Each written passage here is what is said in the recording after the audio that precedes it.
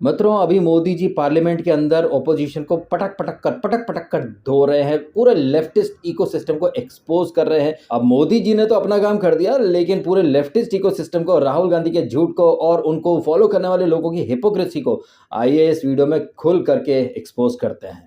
क्या आपको पता है कि राहुल गांधी जो आए दिन कहते रहते हैं कि अडानी अंबानी को मोदी ने पूरा देश बेच दिया, इस कांग्रेस ने मुंबई एयरपोर्ट बेच दिया था जीवीके ग्रुप को 2006 में। सिर्फ मुंबई नहीं, बेंगलोर एयरपोर्ट भी बेच दिया था जीवीके ग्रुप को। क्या ये बात आपको पता है? आई एम श्योर आपको नहीं पता होगी, क्योंकि रेबीज यूनिवर्सिटी में ये सारी बातें बताई ही नहीं जाती है। वहां तो बस ये बता दिया जाता है कि अडानी अंबानी ने देश खरीद लिया, मोदी ने देश बेच दिया। ऐसे ही कई सारे बुद्धिजीवी जो कि रेबीज यूनिवर्सिटी, राठी यूनिवर्सिटी, अभिसार दल्ला, जिसे कि धान और गेहूं में फर्क नहीं पता है। मैं इस वक्त कुशीनगर में हूं और मेरे पीछे आप जहां निगाह डालें वहां पर ये धान के खेत हैं। दूर दूर तक आप देख सकते हैं धान के खेत हैं।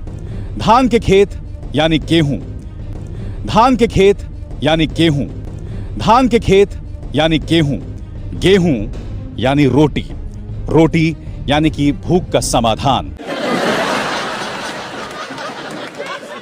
अभिसार दल्ला, जिसे कि धान और गेहूं में फर्क नहीं पता है, वो इकोनॉमी के ऊपर बड़े बड़े लेक्चर देता फिरता है। ऐसे तमाम लपट झंडिस लोगों को देखने वाले लोग मेरे एक वीडियो के नीचे कमेंट करने आए थे, जब मैंने अडानी के ऊपर वीडियो डाला था, जहां पर मैंने साफ साफ कहा था कि मुद्दा अडानी है ही नहीं, मुद्दा है मोदी को हटाना, देश में अनरेस्ट वाली सिचुएशन क्रिएट करना, थोड़ा सा पैनिक क्रिएट करना। और ये सब करने के लिए ओपोजिशन ने या लिबरल्स ने सहारा लिया है हिंडनबर्ग नाम की एक रिपोर्ट का, या रिसर्च एजेंसी का। और कैसे ये चीजें बैकफायर हो रही हैं आपको अब समझ में आ रहा होगा। और उस रिपोर्ट के ऊपर यकीन करने वाले कुछ बुद्धिजीवी मेरे वीडियो के नीचे कमेंट करते हैं कि भाइयों और बहनों, मोदी ने अडानी अंबानी के हाथों सब गिरवी रख दिया, सब बेच दिया है। कुछ दिनों में आपके हाथ में अडानी लाइसेंस होगा, अडानी पासपोर्ट होगा, अडानी राशन कार्ड होगा। हैं?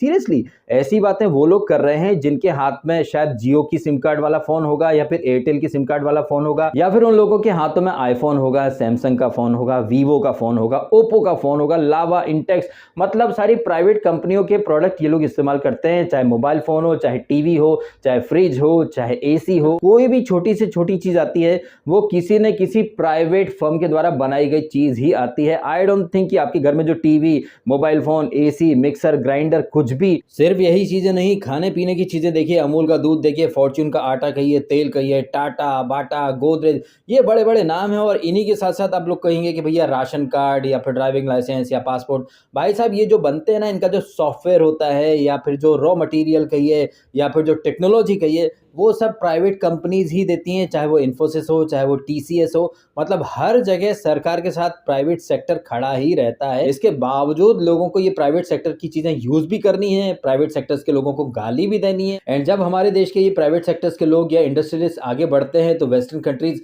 उन्हें पीछे धकेलने की कोशिश करती है। और जब इसे अटैक ऑन इंडिया बोला जाता है, तो लिबरल्स कहते हैं अरे भैया फ्रॉड तो फ्रॉड होता है, इसमें देशभक्ति की बात कहां से आ गई? हाँ, लेकिन राणा अयूब जैसे लोग, या अरफा खानम शेरवानी जैसे लोग, या फिर और भी जो सोकॉल्ड एक्टिविस्ट हैं, वो क्राउड फंडिंग करते हैं, चंदा लेते हैं एनजीओ के नाम से, लेकिन अपनी अय्याशी और ऐशो आराम में उड़ा देते हैं। पकड़े जाते हैं तो अरे हम मुसलमान थे भाई साहब। वहां नहीं बोला जाएगा फ्रॉड इज अ फ्रॉड, वहां हिंदू मुस्लिम क्या करना, fraud is a fraud. Rana Ayub को कोई भी मुस्लिम अपोज नहीं करेगा, इनफैक्ट सारे मुस्लिम उसे सपोर्ट ही करेंगे। क्यों? क्योंकि वो मुस्लिम है। वाह भैया, वहां नहीं बोलेंगे कि भैया फ्रॉड है, इसको फ्रॉड बोला जाए। लेकिन कैसे राहुल गांधी जैसे इंसान को अपना रोल मॉडल मानने वाले लोग कान के कच्चे हो चुके हैं, जस्ट बिकॉज कि राहुल गांधी ने अपना मुंह खोला। और राहुल गांधी जब मुंह खोलते हैं तो वो क्या करते हैं आपको अच्छे से समझ में आ जाना चाहिए। राहुल गांधी जैसे इंसान की बात पर भी लोग आंख मूंद के यकीन कर लेते हैं, और ऐसे ही जो लोग हैं ना, वो कान के कच्चे कहलाते हैं। राहुल गांधी की यूपीए सरकार ने 2006 में जीवीके ग्रुप को मुंबई एयरपोर्ट दिया था, और ये मुंबई एयरपोर्ट बाद में जीवीके ग्रुप ने अपने जो कर्जदार थे, उनके प्रेशर, उनकी जो मतलब डिमांड थी, उसे वो फुलफिल नहीं कर पा रहे थे, तो जीवीके ग्रुप ने अडानी ग्रुप को ऑफर करा, और अडानी ग्रुप ने मुंबई एयरपोर्ट जीवीके ग्रुप से लिया है। और ये जीवीके ग्रुप यानी कि गणपत वेंकट रेड्डी ग्रुप, ये जीवीके, आपने इस नाम के कई सारे पोस्टर्स या फिर बड़े बड़े बोर्ड देखे होंगे मुंबई एयरपोर्ट के बाहर या फिर बेंगलोर एयरपोर्ट के बाहर। आई एम श्योर तब किसी ने नहीं बोला होगा कि भैया मुंबई एयरपोर्ट जीवीके ग्रुप को बेच दिया। और आपको याद होगा 2008 आईपीएल शुरू हुआ था, डीएलएफ बहुत बड़ा नाम चल रहा था, डीएलएफ आईपीएल का स्पॉन्सर भी था। लेकिन चमचों को, पिद्दियों को और रेबीज यूनिवर्सिटी के स्टूडेंट्स को जानकर के हैरत होगी कि डीएलएफ ग्रुप का नाम रॉबर्ट वाड्रा के साथ जुड़ा था लैंड स्कैम में, और ये डीएलएफ ग्रुप को खड़ा करने में भर भर की मदद करी थी राजीव गांधी ने। तो राजीव गांधी फैमिली और डीएलएफ ग्रुप के बीच में 30 साल से लंबा दोस्ताना याराना है। लेकिन ये सारी बातें कोई फैक्ट चेकर, कोई ध्रुव राठी या कोई रवीश आपको नहीं बोलेगा। से और क्यों गुड़गांव में सारी प्रॉपर्टीज, लैंड वगैरह जो डेवलप करने का जो अधिकार था वो डीएलएफ को मिल जाता है। डीएलएफ आईपीएल का टाइटल स्पॉन्सर भी बन जाता है। आपको भूलना नहीं चाहिए, आईपीएल 2008 में शुरू हुआ था। ये वो टाइम था जब यूपीए सरकार थी। इसी टाइम पर विजय माल्या कहिए या ललित मोदी या नीरव मोदी एकदम आसमां की बुलंदियां छू रहे थे। भर भर के उन्हें सपोर्ट मिल रहा था उस समय की यूपीए सरकार से। इसके बारे में कोई भी सच्चा पत्रकार आपसे बात तक नहीं करेगा। इनफैक्ट वो लोग जो कह रहे हैं कि अडानी अंबानी ने देश खरीद लिया है, अडानी अंबानी पैदा किसके टाइम पर हुए थे? इंदिरा गांधी के कई सारे पुराने फोटो हैं जहां पर वो धीरू भाई अंबानी के साथ डिनर कर रही हैं, साथ में बैठी हैं। सोनिया गांधी के कई सारे पिक्चर्स हैं जहां वो रिलायंस के हवाई जहाज से उतर रही हैं। और 1987 में क्रिकेट वर्ल्ड कप हुआ था रिलायंस कप के नाम से। क्या ये सब कुछ धीरू भाई अंबानी ने खरीद लिया था? क्या राहुल गांधी के पप्पा राजीव गांधी वो भी मतलब धीरू भाई अंबानी की जेब में थे क्या? ये जो भी बातें मैं कर रहा हूँ, ये कोई मैं पहली बार ये बातें नहीं कर रहा हूँ। ये सारी चीजें पब्लिक डोमेन में है और आज से नहीं कई साल पहले से है। इनफैक्ट जिस अडानी को ये लोग मोदी का एजेंट कहते हैं, इसी अडानी के साथ कांग्रेस की अशोक गहलोत की सरकार डील करती है। ममता बनर्जी बुलाती हैं अडानी को कि आइए बंगाल में इन्वेस्ट वगैरह कीजिए। और ये अडानी जिसके बारे में लोग कहते हैं कि 2014 के बाद ये पैदा हुआ है, भाई साहब अडानी का इतिहास देखें, 1980s से वो शुरू करता है। और ये मुद्रा पोर्ट वगैरह जब उसे अडानी को मिले तब गुजरात ही नहीं सेंटर में भी नॉन बीजेपी सरकारें थी। लेकिन हर पॉसिबल वे से राहुल गांधी और उनके चाटुकार मीडिया वाले, चाहे वो रवीश हो, चाहे राठी हो, चाहे वो धान और गेहूं में फर्क ना करने वाला अभिसार दल्ला, कैसे ये सारे लोग पब्लिक को मिसलीड करते हैं, पब्लिक को बरगलाते हैं। राहुल गांधी पार्लियामेंट में फोटो दिखा देते हैं कि मोदी जी बैठे हैं अडानी के साथ हवाई जहाज में, लेकिन उसी अडानी के साथ ममता बनर्जी भी बैठती हैं, उसी अडानी के साथ राहुल गांधी के जीजा यानी रॉबर्ट वाड्रा। लेकिन रॉबर्ट वाड्रा को या फिर अशोक गहलोत को या ममता बनर्जी को अडानी ने नहीं खरीदा है। अडानी इनके लोगों के साथ बैठे उठे तो अच्छा है, लेकिन अडानी मोदी के साथ बैठ जाए तो भाई साहब वो घटिया हो जाता है। राहुल गांधी कह रहे हैं कि भैया मोदी जो है वो अडानी के साथ हवाई जहाज में जाते हैं, मतलब उनके खास हैं, डील है। भाई इसी तरीके से इंदिरा गांधी के भी बहुत सारे फोटो हैं धीरू भाई अंबानी के साथ, क्या वो भी खास थी? जब से अडानी वर्सेस हिंडनबर्ग का ये एक टॉपिक चल रहा है, बहुत सारे लोगों ने वीडियो बनाए। ध्रुव राठी ने वीडियो डाला कि अडानी एक्सपोज्ड, और आप उस पर व्यूज देखे, भैया मिलियंस में व्यूज हैं। लेकिन अडानी को एक्सपोज करने के चक्कर में ध्रुव राठी खुद एक्सपोज हो गया, रवीश कुमार खुद एक्सपोज हो गया, राहुल गांधी खुद डे बाय डे खुद को एक्सपोज कर रहे हैं। एक तरफ वो फोटो दिखाते हैं मोदी का अडानी के साथ, लेकिन अशोक गहलोत का जब फोटो आता है अडानी के साथ, अरे तो वहां तो सब कुछ अच्छा ही हुआ होगा, हाँ आई एम श्योर सब अच्छा ही हुआ होगा, मेरे को कॉर्पोरेट से दिक्कत नहीं है। जी ये जो अडानी जी जो हैं, इनकी सफलता कैसे हुई? ये इतने बिजनेसेस में कैसे घुस गए? इतनी सफलता कैसे प्राप्त हुई? और सबसे जरूरी सवाल, इनका हिंदुस्तान के प्रधानमंत्री के साथ क्या रिश्ता है? ना कॉर्पोरेट्स के खिलाफ हूं मैं, कंसंट्रेशन ऑफ कैपिटल के खिलाफ। अब देखिए, अगर पूरा का पूरा पॉलिटिकल पावर अनफेयरली 2 या 3 व्यक्तियों की मदद करने में लग जाएगा तो इससे हिंदुस्तान का नुकसान होता है।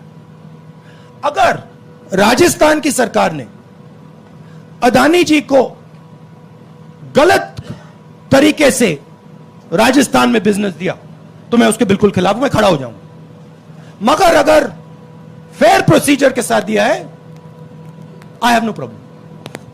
ये बात तो पूरी तरह से सच है कि राहुल गांधी को और कांग्रेस को उद्योगपतियों से यानी कि कॉर्पोरेट से कोई दिक्कत नहीं है। अगर दिक्कत होती तो फिर इंदिरा गांधी जी धीरू भाई अंबानी के साथ खाना खाने नहीं जाती, रिलायंस कप नहीं होता। ये कांग्रेस पार्टी और इसके जो शहजादे हैं, नेपोटिज्म का एक सबसे बड़ा नाम राहुल गांधी, जो आए दिन कहते रहते हैं कि भैया बीजेपी ने रूल्स बदल दिया अडानी ग्रुप के लिए, अंबानी ग्रुप के लिए। लेकिन जहां तक मुझे याद है, कुछ आर्टिकल्स मैंने खंगाले, 2008 से लेकर के 2013 के बीच में अडानी को भर भर के बहुत सारे डील्स मिली।